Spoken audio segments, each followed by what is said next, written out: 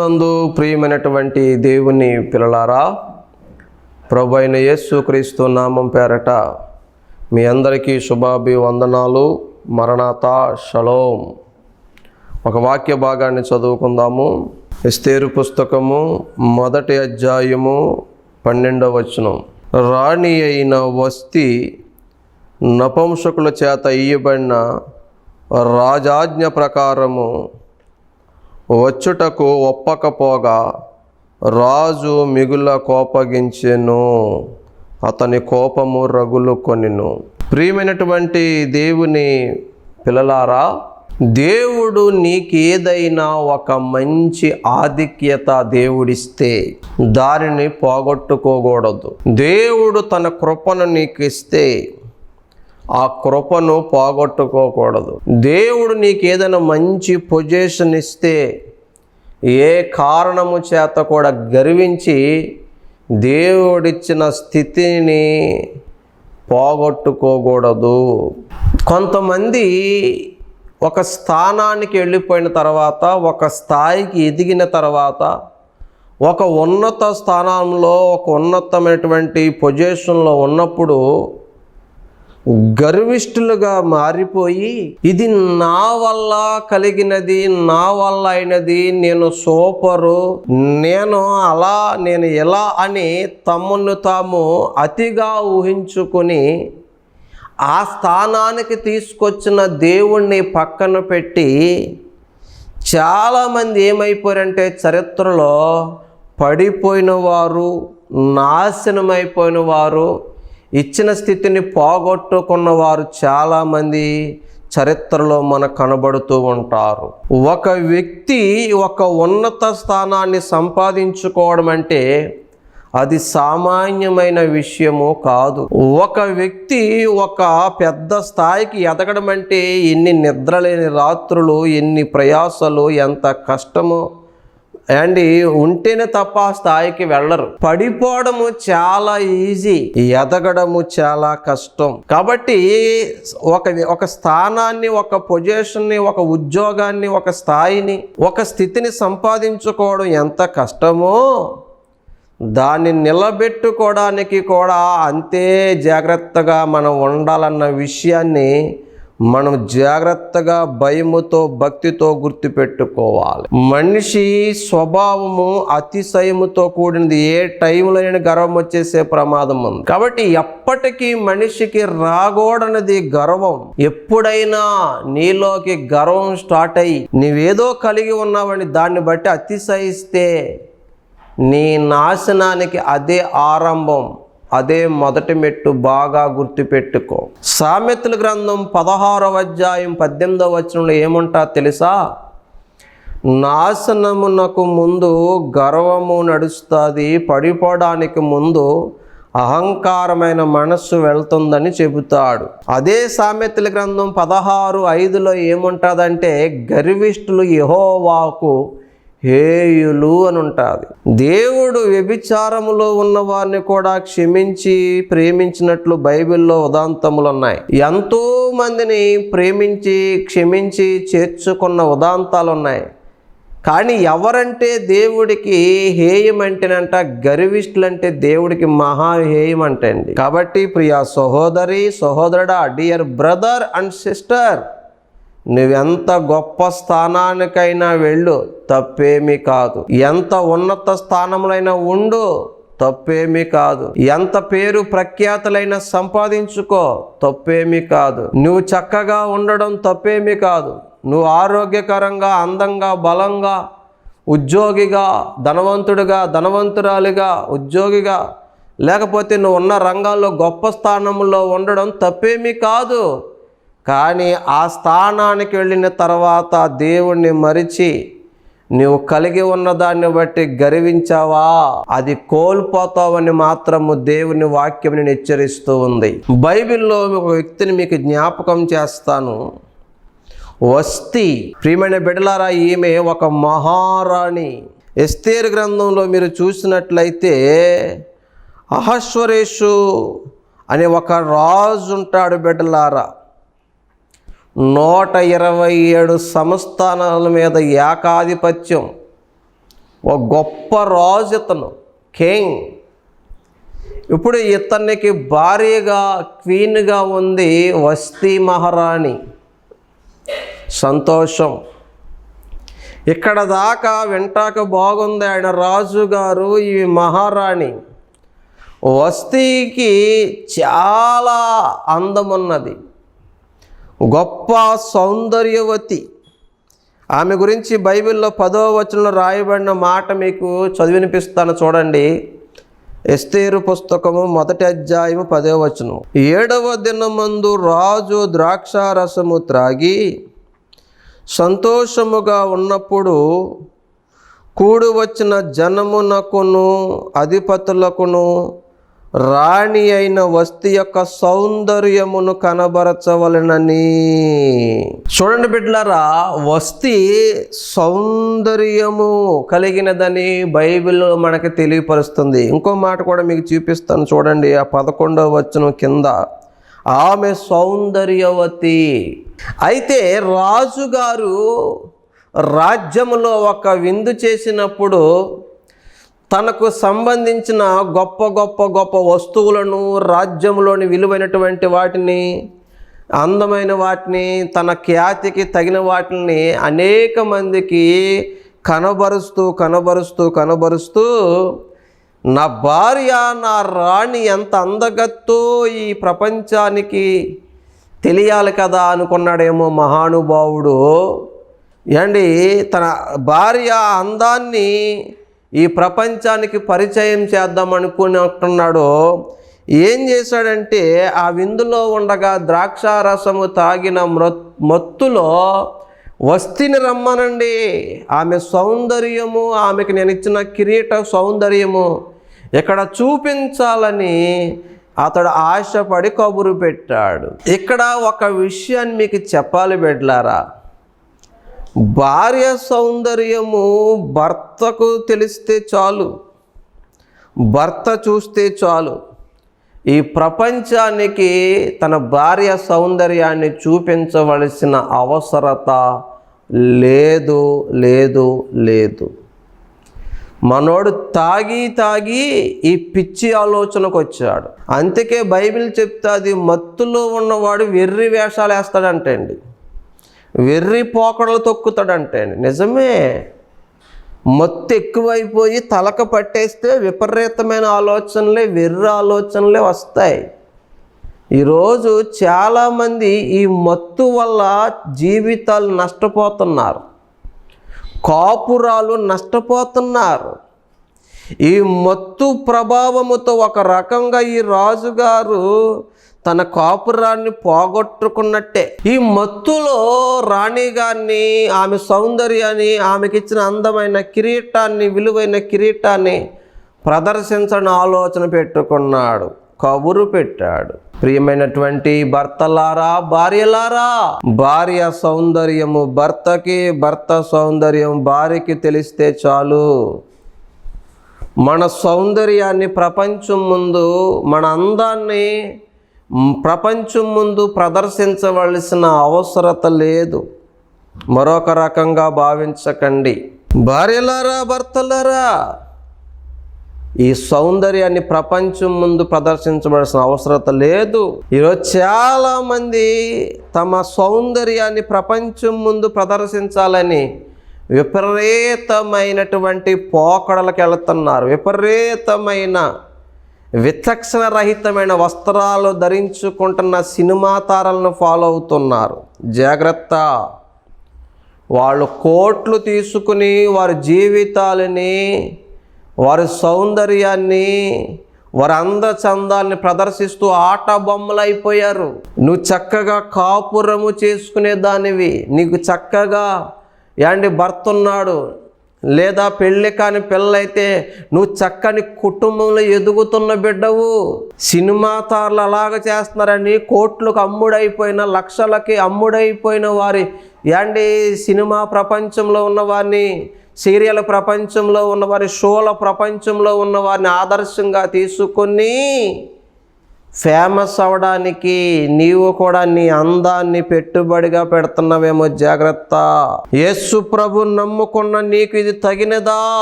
ఆలోచన చెయ్యి. ఈరోజు వస్తీ సౌందర్యాన్ని ప్రపంచం ముందు నిలబెట్టాలనుకున్నాడు. నా భార్య అంత అందగత్తు అని ప్రపంచం గొప్పగా చెప్పాలనుకున్నాడు. నీ భార్య అందం నీకు తెలిస్తే చాలు కదా రాజా.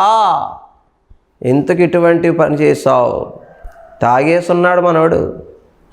అందుకే తాగేసినప్పుడు నిర్ణయాలు చేయకూడదు. తాగి ఆవేశంతో కూడా నిర్ణయాలు చేస్తే కొన్ని నష్టాలు తప్పవు. సరే, అసలు విషయానికి వెళ్దాం. ఇప్పుడు ఈ రాజుగారు కబురు పెట్టాడు. ఇప్పుడు ఈమె భర్త మాటకి జాగ్రత్తగా లోబడి భర్త గారు పంపించినటువంటి ఆ నపుంసకుల చేత ఒక చక్కని క్రమబద్ధంగా వెళ్ళుంటే రాజుగారికి కోపం వచ్చుండేది కాదేమో. ఈమె కూడా ఒక పార్టీ ఇచ్చింది, ఆమె కూడా తాగేసినట్టుంది పాపం. కొంతమంది స్త్రీలు కూడా తాగేస్తున్నారులేండి. ఈరోజు తాగడానికి స్త్రీ పురుషుని భేదం లేకుండా అయిపోయింది. ఈ పబ్బు కల్చరు, క్లబ్ కల్చర్ వచ్చిన తర్వాత, ఈ పార్టీల కల్చర్ పెరిగిపోయిన తర్వాత ఇష్టానుసారంగా తాగేస్తున్నారు.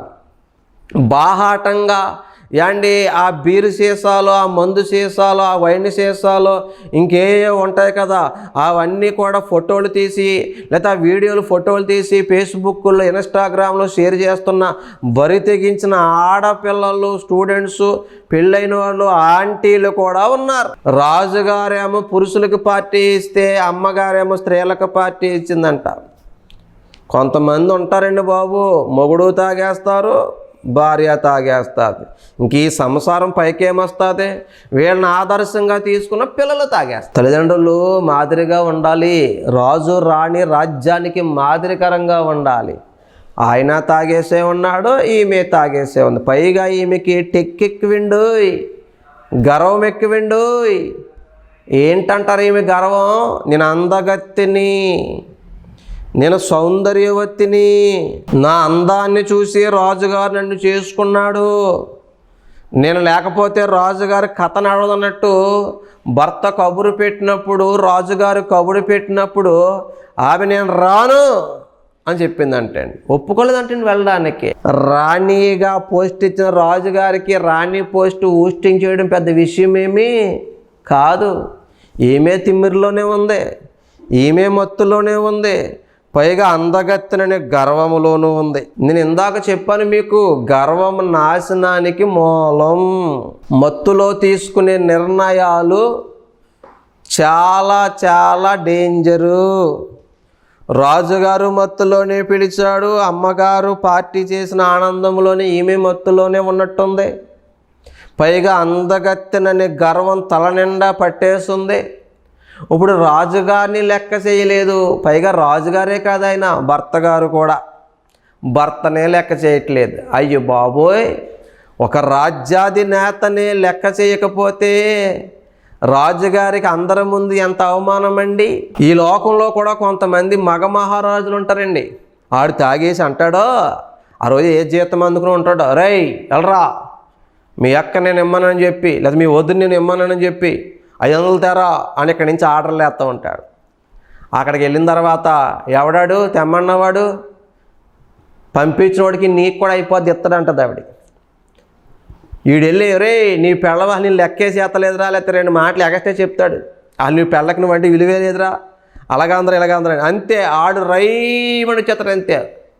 వచ్చేసి బొట్టను దాన్ని ఎత్తాడో, తట్టను దాన్ని ఎత్తాడో, బిందుని దాన్ని ఎత్తాడో, చివరికి పెళ్ళని దాన్ని ఎత్తా ఉంటాడో, కాపురమేమో కొంప కొల్లేరైపోతాడు. కొంతమంది భార్యలు భర్తను లెక్క చేయరు. మరి ఈ వాక్యం వింటున్న వారులారా, వస్తీ మహారాణిలు ఎవరైనా ఉన్నారా?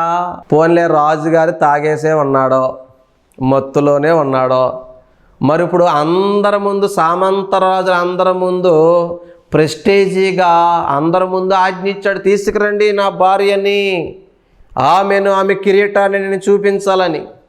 ఇప్పుడు అందరి ముందు భర్త గౌరవాన్ని కాపాడాలి కదా. చక్కగా బయలుదేరి చక్కగా కిరీటం ధరించి వెళితే ఎంత బాగుండునో కదా.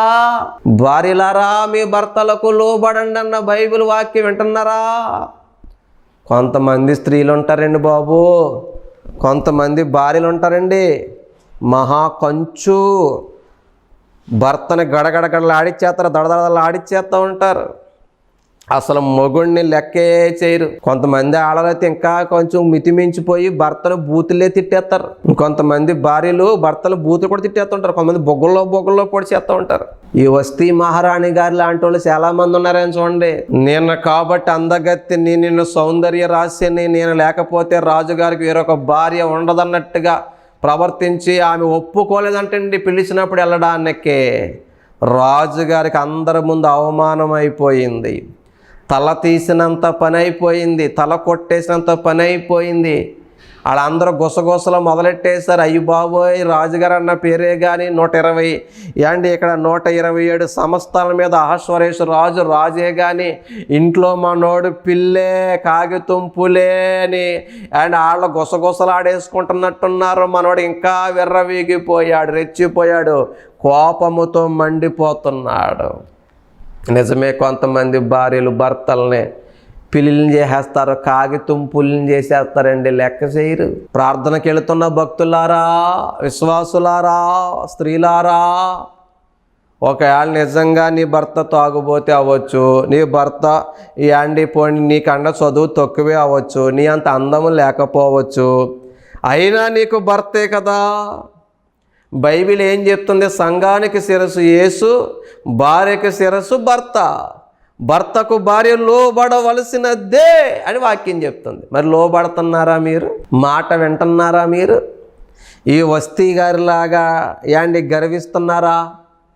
నాకేంటి, నాకు చదువు ఉంది, నాకు జ్ఞానం ఉంది, నాకు బలం ఉంది, నాకు తెలివి ఉంది, నాకు ఉద్యోగం ఉంది, ఇదిగో నా భర్త లేకపోతే నేను బ్రతికేయగలను, ఈ లెక్కేముంది, నా వెనకాల మా డాడీ ఎంప్లాయ్, మా మమ్మీ ఎంప్లాయ్, నాకు ఏంటి పెద్ద బంధుగణం ఉంది అని వస్తీ గారిలాగా ఆమె అందాన్ని చూసుకుని గర్వించి మొగుడిని లెక్క చేయలేదు, రాజును లెక్క చేయలేదు.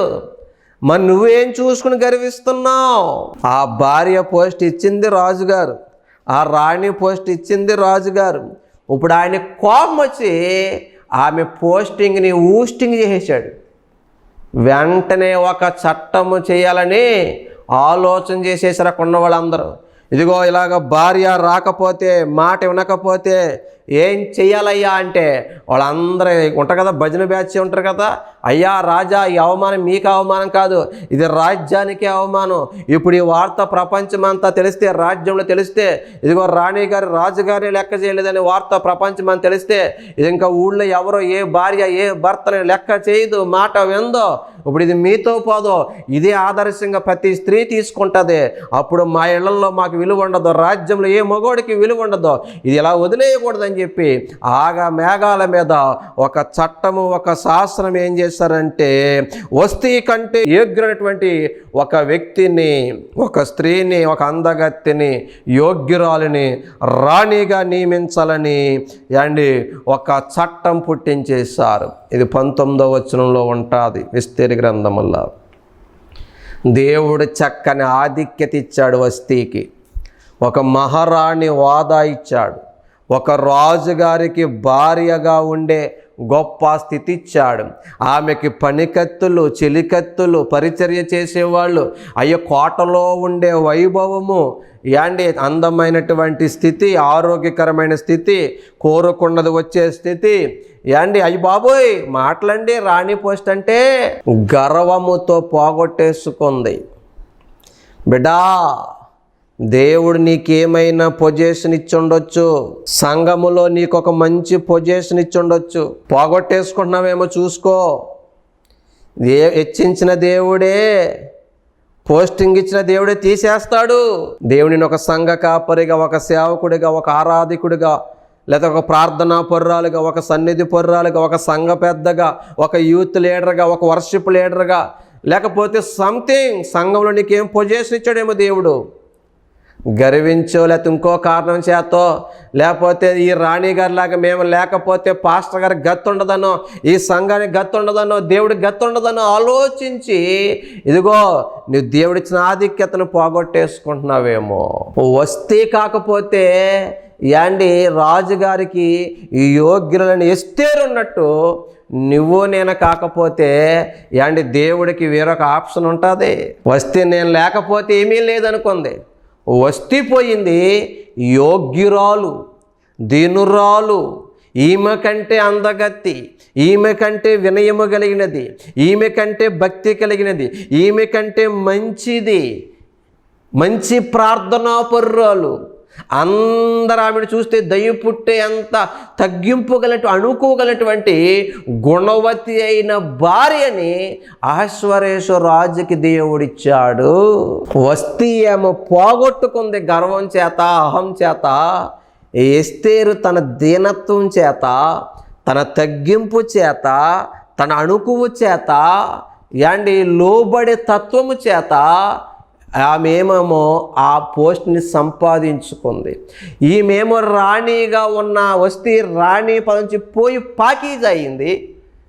ఒక పేదరాలు, తల్లిదండ్రి లేక మర్దుకై అనే పినతండ్రి పెంపకములో పెంచబడుతున్న ఒక దీనురాలు యాండి రాణిగా ఎదిగింది. ఎవరు గొప్ప? పోగొట్టుకోవడం గొప్ప కాదు, సంపాదించుకోవడం గొప్ప. నేను లేకపోతే ఏమీ లేదనుకుంది వస్తీ. అల్లో వస్తీ లేకపోతే వస్తీ కంటే యోగ్యులైనటువంటి ఎస్తేర్ని రాణిగా నియమించాడు. బిడ్డా, నిన్ను ఏ ఉద్యోగంలోనైనా లేక ఏ పొజిషన్లోనైనా, ఒక పదవిలోనైనా, లేదా సంఘములో ఒక పాత్రగా నిన్ను హెచ్చించినప్పుడు, దేవుడు నీకు అవకాశం ఇచ్చినప్పుడు నువ్వు గర్వించావనుకో, నేను కాబట్టి పాట బాగా పాడగలను, నేను కాబట్టి ప్రార్థన బాగా చేయగలను, నేను కాబట్టి ఆరాధన బాగా చేయగలను, నేను కాబట్టి సంఘ పెద్దని, నేను కాబట్టి సన్నిధి పొర్రాల్ని, నేను కాబట్టి యూత్ లీడర్ని గర్వించి నేను లేకపోతే కథ నడవదనుకున్నావు అనుకోండి, నీకంటే యోగ్యుల్ని దేవుడు ఎన్నుకుంటాడు. సౌలుని దేవుడే రాజుగా నియమించాడు. ఇశ్రాయేలుకి మొట్టమొదటి రాజు సౌలు. గాడిదలు కాసుకునేవాడిని తీసుకెళ్ళి రాజుని చేస్తే అవిధేయతతో పోగొట్టుకున్నాడు దేవుని కృపను, దేవుడిచ్చిన ఆధిక్యతను.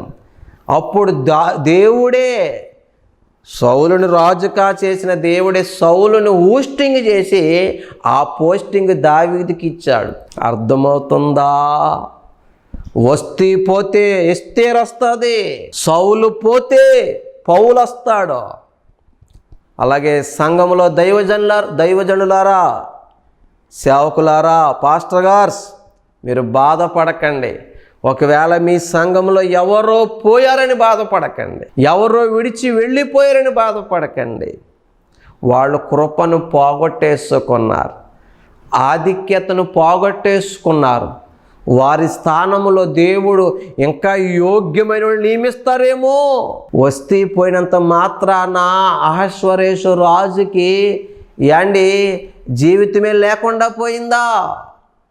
గనురాలు, యోగ్యురాలు, పవిత్రురాలు, పరిశుద్ధురాలు, యాండి విధేయత కలిగినటువంటి గుణము కలిగినటువంటి ఎస్తేరు దొరికింది. నీ సంఘములో నిన్ను బాధించి, నిన్ను గాయపరిచి, నిన్ను వేధించి, నువ్వు వారికి ఆధిక్యత ఇస్తే గుర్తించకుండా ఆధిక్యతను ఇచ్చిన విలువను పోగొట్టేసుకుని వెళ్ళిపోయారేమో.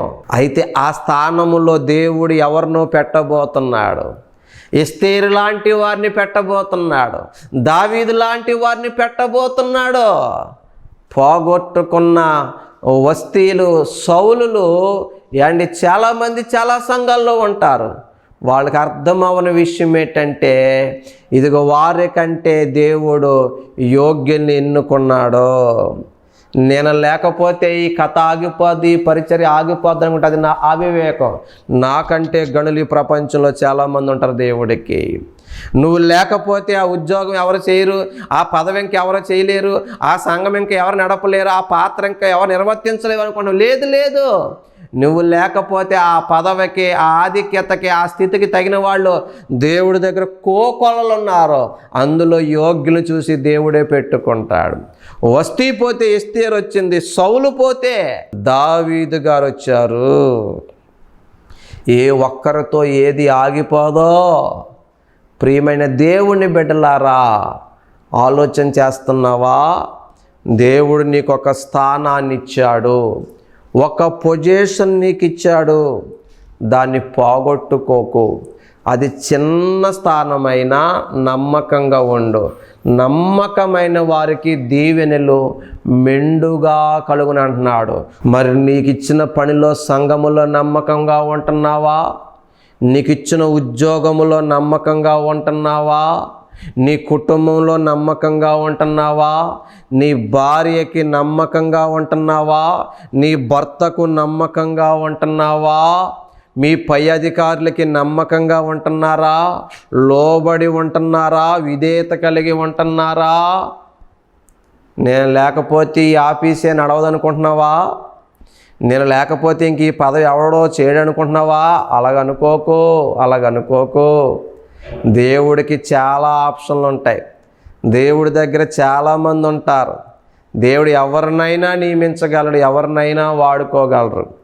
వస్తీ విర్రవేగింది, గర్వించింది, రాజు కోపానికి గురయ్యింది, ఇచ్చిన ఆధిక్యతను పోగొట్టుకుంది. ఆ స్థానాన్ని ఎస్తేరు సంపాదించుకుంది విధేయతతో. ప్రియమైన దేవుని బిడ్డ, నీ సంఘములో కూడా నీ దైవజనుడు నిన్ను నమ్మి నీకో స్థానం ఇచ్చాడేమో, నీకో పని ఇచ్చాడేమో, నీకో పాత్ర ఇచ్చాడేమో. అది చాలా ఘనమైనదిగా ఎంచు. దేవుని పనిలో నువ్వు కొంచెములో నమ్మకంగా ఉంటే నిన్ను ఇంక అనేకమైన వాటి మీద దేవుడు నియమిస్తాడు. నువ్వు కొంచెములోనే కాలు జాడించావా, తల విసిరావా, గర్వించావా, నా దేవుడు నిన్ను అక్కడి నుంచి తీసేసి నీకంటే యోగ్యుల్ని ఎన్నుకుని వాడుకోగలడు.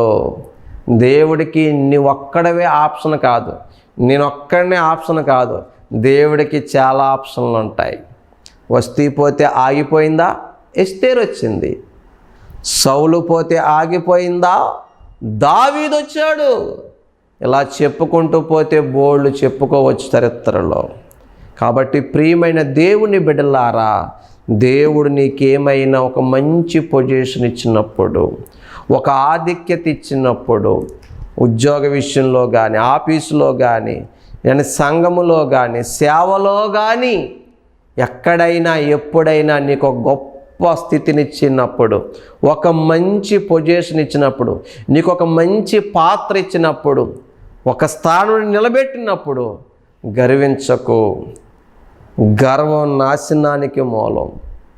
కాబట్టి వస్తీ గర్వించింది, అవిధేయురాలైంది, రాణి పదవి పోయింది, ఆధిక్యత పోయింది. సౌలు అలాగే చేసుకున్నాడు, ఇచ్చిన దాన్ని పోగొట్టుకున్నాడు. మనం పోగొట్టుకునేవారుగా ఉండకూడదు, సంపాదించుకునేవారుగా ఉండాలి. కాబట్టి ప్రియమైన దేవుని బిడ్డలారా, దేవుడు ప్రేమించి నీకు ఆ స్థానాన్ని ఇచ్చాడు. నీవున్న స్థానం అది సామాన్యమైనది అనుకోకు. అది చిన్నదైనా పెద్దదైనా నమ్మకంగా ఉండు. దేవుడు ఇంకా ఇంకా ఇంకా అభివృద్ధి చేస్తాడు. గర్వించకో, పతనమైపోతావు. కళ్ళు మూసుకో, ప్రార్థన చేసుకుందాం. పరిశుద్ధుడా, ప్రేమ కలిగిన తండ్రి, ఇంతవరకు ఎన్నో విలువైన విషయాలు మాతో మాట్లాడవు నాయన. ఎత్తబడిన వాక్యం ప్రతి హృదయములో మీరు బలముగా నాటండి నాయన. గర్విష్ఠుల గర్వం అణచండి నాయన. దీనులను హెచ్చించండి తండ్రి. అయా గర్వించే మనస్సు తీసివేయండి, అతిశయించే మనస్సు తీసివేయండి. మేమేమై ఉన్నామో అది నీ కృప, నీ దయ, నీవిచ్చిందని గుర్తెరిగి కృతజ్ఞత కలిగి విశ్వాస పాత్రులుగా, నమ్మకస్తులుగా ఉండి ఇంకా ఉన్నత స్థానాల్లో మీరు మమ్మల్ని నిలబెట్టేట్లు మేము బ్రతికే కృప, జీవించే ధన్యత, పనిచేసే కృప నాకు, మాకు, మా అందరికీ దయచేయమని యేసు నామమున ప్రార్థిస్తున్నాను పరమ తండ్రి. Amen. God bless you all. Praise the lord.